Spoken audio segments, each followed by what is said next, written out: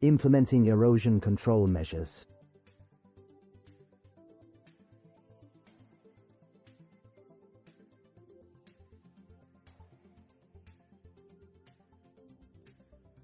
Implementing erosion control measures is crucial in post-wildfire restoration efforts. Wildfires can cause significant damage to the landscape, leading to increased erosion and the loss of topsoil. To prevent further degradation and promote successful recovery, it is essential to implement effective erosion control measures. In this tutorial, we will explore different techniques for implementing erosion control measures as part of the overall post-wildfire restoration process. Before implementing erosion control measures, it is important to assess the severity of the wildfire burn. This assessment will help determine the extent of the damage and guide your restoration efforts. Conduct a thorough analysis of the burn area, considering factors such as soil erosion potential, vegetation loss, and hydrological changes. Sediment barriers are physical structures designed to trap and control sediment movement. They are particularly effective in areas where erosion is a significant concern. Install erosion control fabric straw wattles or silt fences in strategic locations to intercept sediment and prevent it from being washed away by runoff. These barriers should be placed downhill from the burned area along the contours of the land. Mulching is another effective erosion control measure. Applying a layer of mulch such as wood chips or straw to the burned area helps stabilize the soil, reduce water runoff, and protect against further erosion.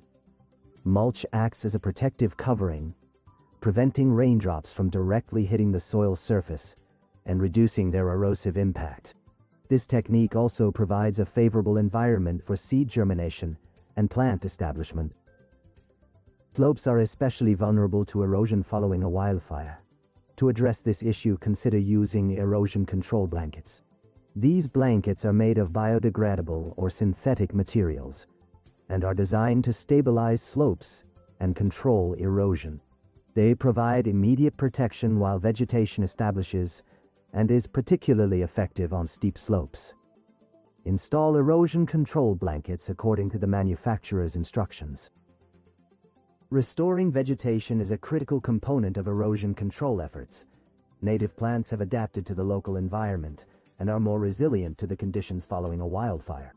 They can help stabilize the soil, reduce erosion, and provide habitat for wildlife. Select a diverse mix of native plants that are appropriate for the burn area, considering factors such as soil type, elevation, and moisture availability.